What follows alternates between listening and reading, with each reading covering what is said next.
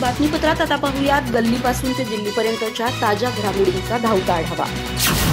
पंतप्रधान नरेंद्र मोदी यांनी शुक्रवारी केरळमधील तिरुअनंतपुरम इथं 8,900 कोटींच्या विंझिझम आंतरराष्ट्रीय खोल समुद्रपाणी बहुउद्देशीय बंदराचं उद्घाटन केलं। यावेळी पंतप्रधानांनी केरळचे मुख्यमंत्री पिनाराई विजयन आणि काँग्रेस नेते शशी थरूर यांच्या मंचावर उपस्थितीवरून काँग्रेसवर टीका केली। पंतप्रधान म्हणाले, मी मुख्यमंत्र्यांना सांगू इच्छितो की तुम्ही इंडिया युतीचे एक मजबूत आधारस्तंभ आहात। शशी थरूरही इथं बसले आहेत। आजचा कार्यक्रम अनेकांची झोप उडवून देणार आहे। संदेश जिथं पोहोचायला हवा होता तिथं गेला। मोदींनी हे बंदर देशाच्या विकासासाठी एक मैलाचा दगड असल्याचं वर्णन केलं। ते म्हणाले, हे बंदर 8,800 कोटी खर्चून बांधण्यात आलंय। येत्या काळात इथं तिप्पट जहाजं ट्रान्सशिप करता येतील आणि आता मोठी मालवाहतूक करणारी जहाजं देखील थेट भारतात येऊ शकतील। केरळ कार्यक्रमानंतर पंतप्रधान आंध्र प्रदेशला रवाना होतील। ते दुपारी 3:30 वाजता अमरावतीला पोहोचतील। इथं ते 58,000 कोटी रुपयांच्या अनेक विकास प्रकल्पांची पायाभरणी आणि उद्घाटन करतील। याशिवाय ते अमरावती राजधानीच्या बांधकामाचं पुन्हा उद्घाटन करतील। जेव्हा एखादं मोठं जहाज एखाद्या देशातील बंदरात माल आणतं, परंतु तो माल दुसऱ्या देशात किंवा शहरात पोहोचवावा लागतो, तेव्हा तो माल तिथून लहान जहाजांवर किंवा इतर मार्गांनी लोड केला जातो आणि पुढे पाठवला जातो। या प्रक्रियेला ट्रान्सशिपमेंट म्हणतात। पंतप्रधान गुरुवारी रात्री केरळला पोहोचले। या दरम्यान तिरुअनंतपुरम विमानतळावर केरळचे मुख्यमंत्री पिनाराई विजयन, केंद्रीय मंत्री जॉर्ज कुरियन आणि काँग्रेस खासदार शशी थरूर यांनी त्यांचं स्वागत केलं। भारतीय जनता पक्षाच्या ज्येष्ठ नेत्या आणि मंत्री पंकजा मुंडे यांना अश्लील मेसेज आणि कॉल करून त्रास दिल्याच्या आरोपाखाली अमोल काळे या 25 वर्षीय तरुणाला अटक करण्यात आली आहे। पुण्यातील रहिवासी असलेल्या या आरोपीने आपली चूक देखील मान्य केली आहे। आरोपीला IT कायद्याअंतर्गत पुढील चौकशीसाठी पोलीस कोठडीत पाठवण्यात आले आहे। या संदर्भात पोलिसांकडून मिळालेल्या माहितीनुसार या प्रकरणात मुंबईच्या नरीमन पॉइंट येथील महाराष्ट्र भाजप कार्यालयातील सोशल मीडिया समन्वयक म्हणून काम करणारे निखिल भामरे यांनी याबाबत तक्रार दाखल केली होती। आरोपी अमोल काळे हा गेल्या काही दिवसापासून मुंडे यांना कॉल आणि मेसेजद्वारे त्रास देत होता। त्यानंतर अखेर भामरे यांनी पोलिसांना तक्रार दिल्यानंतर काळे यांच्या विरुद्ध भारतीय न्याय संहितेच्या कलम 78 आणि 79 अंतर्गत माहिती तंत्रज्ञान कायद्याच्या तरतुदीनुसार गुन्हा नोंदवण्यात आला होता। तक्रार दाखल करण्यात आल्यानंतर आरोपी काळे ज्या मोबाईल नंबरचा वापर करून कॉल करत होता तो ट्रेस करत पोलिसांनी लोकेशन शोधून काढले। त्यावेळी ही व्यक्ती पुण्यातील रहिवासी असल्याची माहिती समोर आली। त्यानंतर सायबर पोलिसांनी पुण्यातील भोसरी पोलीस स्टेशनच्या अधिकाऱ्यांच्या मदतीने आरोपी अमोल काळे यांना ताब्यात घेत बेड्या ठोकल्या आहेत। पोलिसांनी त्यांची कसून चौकशी केल्यानंतर त्याने पंकजा मुंडे यांना कॉल केल्याचे कबूल केले। अमोल काळे हा एक विद्यार्थी असून पंकजा मुंडे यांना त्रास देण्यामागे त्याचा हेतू काय होता याबाबत पोलीस अधिक तपास करत आहेत।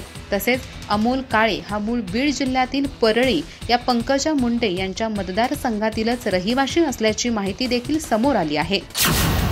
शरद पवार आणि अजित पवार यांच्या नेतृत्वाखालील दोन वेगवेगळ्या राष्ट्रवादी काँग्रेस पक्षांमध्ये एकत्रीकरण होणार का, हा महाराष्ट्राच्या राजकीय वर्तुळात पुन्हा एकदा मोठा चर्चेचा विषय ठरतोय। उद्धव ठाकरे आणि राज ठाकरे यांच्या एकत्र येण्याच्या चर्चेदरम्यान या दोन्ही पक्षांबाबतही चांगलीच चर्चा रंगली आहे। अलीकडेच दोन्ही गटातील स्थानिक नेते आणि कार्यकर्ते देखील एकत्र येण्याची इच्छा वारंवार व्यक्त करतायत। जिल्हास्तरीय बैठका, कार्यक्रम आणि समाज माध्यमावरून अशा मागण्यांचा सूर सतत उमटतोय। त्यामुळे हा विषय पुन्हा ऐरणीवर आलाय। यावर अजित पवार यांना प्रसार माध्यमांनी विचारलेल्या प्रश्नावर त्यांनी नरोवा कुंजरोवा अशीच भूमिका मांडल्याचं दिसून आलं। या पार्श्वभूमीवर उपमुख्यमंत्री अजित पवार यांना प्रसार माध्यमांनी थेट विचारणा केली की दोन राष्ट्रवादी काँग्रेस पुन्हा एकत्र येणार का। त्यावर उत्तर देताना ते नम्रपणे म्हणाले की दोन राष्ट्रवादी काँग्रेस एकत्र येणार हे मी माध्यमातूनच ऐकतोय। कार्यकर्त्यांमध्ये तशी भावना असणं स्वाभाविक आहे। यामध्ये त्यांनी कोणताही स्पष्ट होकार किंवा नकार दिलेला नसला तरीही त्यांच्या उत्तरातून भविष्यातील शक्यता खुली राहिल्याचं स्पष्ट होतं। अनेक जिल्हा परिषद, पंचायत समित्या आणि नगरपालिका स्तरावर दोन्ही गटांचे कार्यकर्ते एकत्र काम करत होते। फुटीमुळे स्थानिक पातळीवर गोंधळ, मतविभाजन आणि नेतृत्व संघर्ष निर्माण झाले। त्यामुळे अनेक कार्यकर्ते म्हणत आहेत पुन्हा एकत्र येणं गरजेचं आहे। अजित पवार यांचं विधान हे मध्यममार्गी असल्याचं दिसून येत आहे। त्यांनी स्पष्टपणे एकत्र येण्यास विरोध केला नाही, तसंच त्याला दुजोरा दिला नाही। हे विधान राजकीय द्वार उघडं ठेवणार आहे, जे भविष्यातील सामंजस्याची शक्यता दर्शवतं। मुंबईत अजित पवार यांनी दिलेल्या या विधानामुळे दोन्ही राष्ट्रवादी काँग्रेस पक्ष पुन्हा एकत्र येणार का, हा प्रश्न अधिक स्पष्ट झालाय। भविष्यात या दोन्ही गटांमध्ये खरोखरच ऐक्य होईल की सत्ता समीकरणात बदल होतील, याकडे सर्वांचं लक्ष लागलंय। पहलगाम दहशतवादी हल्ल्यानंतर महाराष्ट्र सायबर सेलने पाकिस्तानसह विविध देशांमधील हॅकिंग गटाकडून भारतीय प्रणालीवर 10 लाखाहून अधिक सायबर हल्ले नोंदवले आहेत. मुंबईतील सायबर विभागाशी संबंधित अधिकाऱ्यांनी ही माहिती दिली. महाराष्ट्र सायबर सेलने 22 एप्रिल नंतर सायबर हल्ल्याच्या घटनांमध्ये वाढ झाल्याचे लक्षात आणून दिले आहे. यासंबंधी माहिती देताना एका वरिष्ठ पोलीस अधिकाऱ्याने सांगितले, पहलगाम हल्ल्यानंतर भारतावर 10 लाखाहून अधिक सायबर हल्ले झाले असल्याचे महाराष्ट्र सायबर विभागाचे अतिरिक्त पोलीस महासंचालक यशस्वी यादव यांनी सांगितले. भारतीय वेबसाईट्स आणि पोर्टल्सना लक्ष्य करणारे हे हल्ले पाकिस्तान, मध्य पूर्व भाग, इंडोनेशिया आणि मोरस्को येथून करण्यात आले होते असेही त्यांनी सांगितले. यातील अनेक हॅकिंग गटांनी स्वतःला इस्लामी गट असल्याचे सांगितले असल्याचेही ते म्हणाले. अतिरिक्त पोलीस महासंचालक यशस्वी यादव यांनी सांगितले की राज्य पोलिसांच्या सायबर गुन्हे शोध शाखा असलेल्या महाराष्ट्र सायबर सेलने यापैकी बरेच हल्ले रोखले आहेत. त्यांनी सरकारमधील सर्व सरकारी विभागांना त्यांच्या सायबर पायाभूत सुविधा मजबूत करण्यास सांगणारा एक सल्लागार तयार केला आहे. 22 एप्रिल रोजी दक्षिण काश्मीरमधील पहलगाम जवळील बैसरन येथे दहशतवाद्यांनी 26 जणांची हत्या केली होती, ज्यात बहुतेक पर्यटक होते.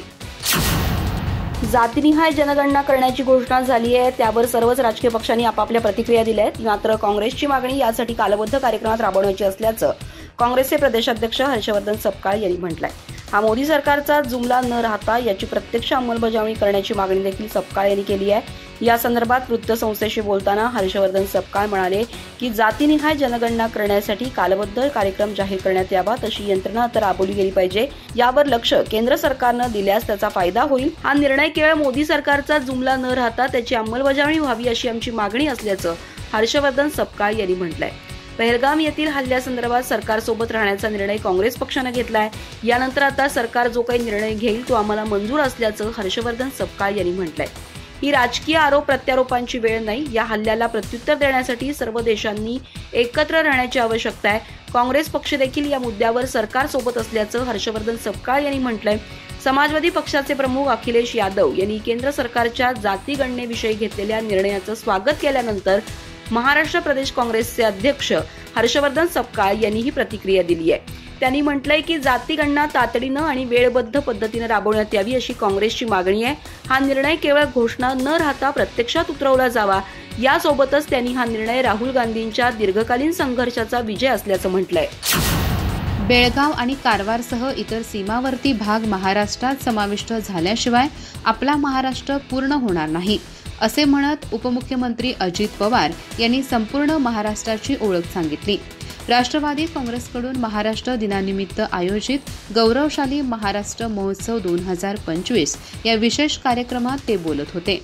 हा महोत्सव दरवर्षी 1 मे रोजी साजरा केला जाणार असल्याची घोषणा यावेळी अजित पवार यांनी केली. संयुक्त महाराष्ट्राच्या चळवळीनंतर उभा राहिलेला महाराष्ट्र कर्नाटक सीमावाद हा आजही तसाच प्रलंबित. हा मुद्दा राजकीयदृष्ट्या संवेदनशील बनला आहे. 1986 साली कोल्हापुरात सीमा परिषद आयोजित करण्यात आली होती. या परिषदेला माधवराव गायकवाड, SM जोशी, शरद पवार, गोविंद पानसरे यांसारख्या दिग्गजांनी सहभाग दर्शवला होता. त्याच दरम्यान विरोधी पक्षनेते असलेले शरद पवार गनिमी काव्याने बेळगावात पोहोचून सत्याग्रह करण्याच्या उद्देशाने दाखल झाले होते. मात्र पोलिसांनी त्यांना अटक करून परत कोल्हापुरात आणले. तेव्हापासून आज तागायत हा सीमावाद तसाच रेंगाळलेला आहे. त्यामुळेच महाराष्ट्र दिनाच्या निमित्ताने आयोजित कार्यक्रमात उपमुख्यमंत्री अजित पवार यांनी महाराष्ट्र अद्यापही पूर्ण नसल्याची खंत बोलून दाखवली. अजित पवार पुढे म्हणाले की सध्या AIचे युग आहे. आज पत्रकार भावे यांनी अनेक प्रश्न उपस्थित केले आहेत. आजपर्यंत जे मुख्यमंत्री झाले त्यांनी राज्याला पुढे घेऊन जाण्याचा प्रयत्न केला. स्वातंत्र्य मिळाले तेव्हा आपण 35 कोटी होतो, आता 135 कोटी झालो आहोत. आम्ही टँकरमुक्त महाराष्ट्र करण्यासाठी प्रयत्न करत आहोत. शेतीला मदत व्हावी म्हणून AIसाठी 500 कोटी रुपये तरतूद केली आहे. त्यामुळे पाणी बचत व खतांची देखील बचत होईल. राज्य विधानसभेचे माजी सभापती आणि शरद पवार गटाचे ज्येष्ठ नेते रामराजे नाईक निंबाळकर यांच्या अडचणीमध्ये वाढ झाली आहे. रामराजे नाईक निंबाळकर यांना साताराच्या वडूज पोलिसांनी समन्स पाठवलंय. तसंच त्यांना उद्या सकाळी 11 वाजता चौकशीसाठी पोलीस ठाण्यात हजर राहण्याचे आदेश देण्यात आले. मंत्री जयकुमार गोरे यांच्या बदनामी प्रकरणात रामराजे नाईक निंबाळकर यांनाही नोटीस पाठवण्यात आली आहे. या प्रकरणात YouTube पत्रकार तुषार खरात यांच्याकडून मंत्री जयकुमार गोरे यांच्या बदनामी प्रकरणात रामराजे नाईक निंबाळकर यांना चौकशीसाठी हे समन्स पाठवण्यात आले. या प्रकरणात शरद पवार गटाचे नेते सामील असल्याचा आरोप मंत्री जयकुमार गोरे यांनी केला होता. त्यामुळे आता रामराजे नाईक निंबाळकर यांना समन्स पाठवण्यात आल्यामुळे या प्रकरणाची राजकीय वर्तुळात चांगली चर्चा रंगली आहे. देवेंद्र फडणवीस यांच्या सरकारमधील मंत्री जयकुमार गोरे यांच्यावर गंभीर आरोप करण्यात आले होते. गोरे यांनी एका महिलेला स्वतःचे विवस्त्र फोटो पाठवल्याचा आरोप झाला होता. या आरोपांवर मंत्री जयकुमार गोरे यांनी स्पष्टीकरण दिलं होतं. तर या प्रकरणात त्यांनी सभागृहात हक्कभंग प्रस्ताव देखील दाखल केला. या प्रकरणात त्यांची वारंवार बदनामी करण्याचा आरोप असलेल्या लय भारी या YouTube चॅनलचा पत्रकार तुषार उर्फ तात्यासो आबाजी खरात याला पोलिसांनी ताब्यात घेतलं. या प्रकरणाबाबत मंत्री जयकुमार गोरे म्हणाले होते की 2017 साली एक गुन्हा दाखल झाला होता. 2017 साली माझ्या विधान परिषदेची निवडणूक झाली. त्यानंतर म्हसवड नगरपालिकेची निवडणूक होती. त्या निवडणुकीच्या पार्श्वभूमीवर 2 दिवस अगोदर माझ्यावर गुन्हा दाखल झाला होता. तो दाखल झालेला गुन्हा 2017 नंतर 2019 पर्यंत चालला आणि त्याचा निकाल लागला. या निकालात कोर्टानं मला निर्दोष मुक्त केलेला आहे. जयकुमार गोरे यांनी निकालाची प्रत माध्यमांसमोर दाखवली होती. जप्त केलेला मुद्देमाल मोबाईल नष्ट करण्याचे आदेश कोर्टानं त्याचवेळी दिले होते. आता या प्रकरणात पुन्हा आरोप झाल्यानंतर त्यांनी विधानसभेत खासदार संजय राऊत, आमदार रोहित पवार आणि पत्रकार खरात यांच्यावर हक्कभंग देखील आणला होता. देशात दहशतवादी हल्ला झाला आणि पंतप्रधान प्रचार आणि अभिनेत्यांसोबत व्यस्त आहेत. सैन्याला तुम्ही बघा काय करायचे ते, चांगले झाले तर श्रेय माझे, त्यात चूक झाली तर तुम्ही निर्णय घेतला होता असे म्हणणाऱ्यांना नेतृत्व म्हणत नाही, असा टोला ठाकरे गटाचे खासदार संजय राऊत यांनी पंतप्रधान नरेंद्र मोदी यांना लगावला आहे. दरम्यान संजय राऊत पुढे बोलताना म्हणाले की युद्ध करायचे का नाही हा संपूर्ण राजकीय इच्छाशक्तीचा निर्णय असतो. जे होईल त्याची जबाबदारी माझी असेल असे म्हणणाऱ्यास नेतृत्व म्हटले जाते, जे इंदिरा गांधी यांचे होते. तुम्ही बघा, तुम्हाला संपूर्ण अधिकार दिले आहेत, तुम्ही लढा, आम्ही कपडे सांभाळतो, श्रेय मी घेणार आणि चूक झाली तर निर्णय तुम्ही घेतला असे म्हणणाऱ्यास नेतृत्व म्हटले जात नाही. संजय राऊत पुढे बोलताना म्हणाले की आम्ही 1971चे युद्ध पाहिले आहे, आम्ही इंदिरा गांधी यांना पाहिले आहे. त्यांना पाहताना नेतृत्व काय असते हे समजत होते. त्यांनी युद्ध करण्याचा निर्णय घेतला. असा निर्णय पहलगाम हल्ल्यानंतर काही दिसला नाही. ओवेसी यांनी म्हटले आहे की POK मध्ये घुसून मारू नका, तिथेच बसा. पंतप्रधान मोदी हे अभिनेत्यांसोबत गप्पा मारण्यात व्यस्त आहेत, बिहारच्या प्रचारात व्यस्त आहे. ही आपल्या नेतृत्वाची समस्या आहे आणि लोक टाळ्या वाजवतात.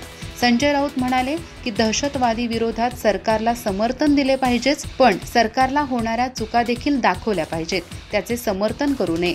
आमचा भारतीय सैन्यावर विश्वास आहेच.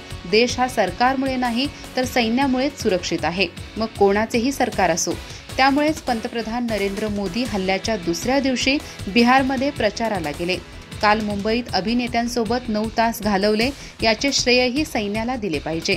27 जणांचा हल्ल्यात मृत्यू होतो, लोकांच्या घरात आक्रोश आहे आणि पंतप्रधान नरेंद्र मोदी मुंबईत येतात आणि अभिनेत्यांसोबत 9 तास घालवतात. त्यांना कसलीही चिंता भेडसावत नाही. हे कशामुळे तर फक्त आपल्या सैन्यामुळेच, असे राऊत यांनी म्हटले आहे.